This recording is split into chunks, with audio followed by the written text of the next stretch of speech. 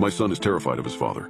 Today I found out the disgusting things he did to him. My husband has been extremely secretive about what he does in the basement. He refuses to let me in there, and he's been in there alone with our son.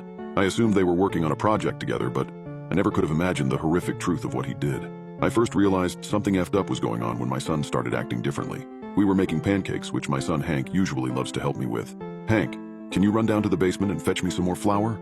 I asked my son, who had just come downstairs for breakfast. He plopped down onto one of the kitchen chairs and shook his little head. "No," he muttered. "I can't." I craned my neck to look at him from the pancake mix bubbling on the stove. He seemed fidgety and pale, not at all like his usual self. "Why not?" He stared at me, his eyes wide. "There are ghosts in the basement, Mom." My son was only young, just 7 years old. It's normal for kids his age to imagine ghosts exists. Or so I thought. "Oh, don't be silly," I chuckled. "Ghosts aren't real, sweetheart. Or even if they are, they live in very old abandoned houses, much older than ours." Hank was silent, watching me as I poked at the batter in the pan. "That's not true, is it?" His voice was earnest and eerily calm, sending chills crawling up my spine. He was acting differently. "Of course it's true," I assured him. "Think about it. What is a ghost?" Hank thought for a moment. "Someone who's dead?" I nodded. "Exactly. And no one has died in our house. We bought it brand new last year, remember? So we can't have ghosts." "How do you know?" He replied quickly. My heart skipped a beat and I turned to look at him again. For a 7-year-old, Hank was an incredibly deep thinker, a quality that had the capacity both to impress and to unnerve. "How do I know what? How do you know that no one has died in our house?" I tapped the spatula on the edge of the pan, trying to gather my scattered thoughts. "Well, wouldn't we know if anyone had? Hey, darling, could you run down and get that flour, please? These pancakes are breaking apart." There was a pause. "No, Mom," I sighed impatiently. "Hank, your dad's downstairs, the lights will be on. Go on, there's no ghost, trust me." But Hank sat there, kicking his legs under the table, visibly uncomfortable. This had never been a problem in the past, and I couldn't think of any reason for it, aside from some silly horror story his friends might have told him at school. "Look, how about I call Dad to come get you, HM?" I said, making my way towards the basement door. "No, Mom, don't." Hank jumped to his feet, dashing after me and gripping the hem of my apron. "Don't call Dad." "Why?" His eyes welled up with tears. "I don't like him." I stared at him, taken aback. "You don't like him? Why?" "He's a bad person."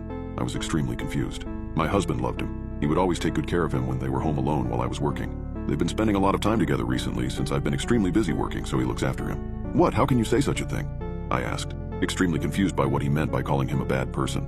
He stuck out his bottom lip. "He's very angry." "He's not angry, sweetheart. What makes you say that?" "Well," Hank sounded hesitant. "Yesterday after school I went down to the basement to ask for some help with the pasta, and he was yelling at the lady, and then he hit her." I froze. My heart dropped. Hank never lies to me. We are extremely close with each other. My mind started racing. What pasta? What lady? He hid his face in my apron and shook his head. "I don't know." I put my hands on his shoulders and kneeled in front of him. "Hank, can you tell me what happened?" My husband was a stay-at-home dad and normally spent his time tinkering in the garage. His only responsibilities were keeping the house tidy and taking care of Hank after school. I can't imagine he would have the time to see other ladies other than me. "Dad always has a new lady in the basement when I come home from school. I'm not allowed to go down there, but I hear them. He says I have to get my own dinner, but last night I forgot to turn off the stove and some water got on my arm." He pulled up his right sleeve, revealing a large area of scorched skin on his forearm. I stared at it, and then at my son in bewilderment, my throat closing up. And then I went downstairs to tell Dad, but he was busy with the lady. He got really angry when he saw me. I didn't know what to say.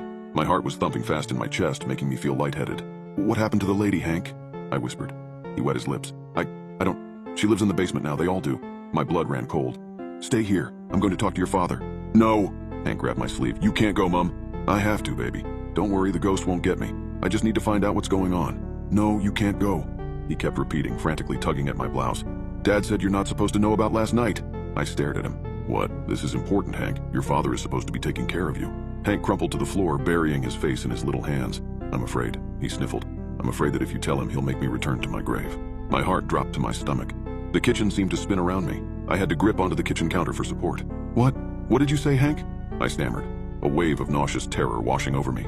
He looked up at me, his eyes filled with fear and sorrow. "Dad said, he said I was dead, Mom. He said that's why I see the other kids, the ones in the basement. He says they're dead too. Mom, I don't want to go back, I want to stay with you. I don't know what to do anymore."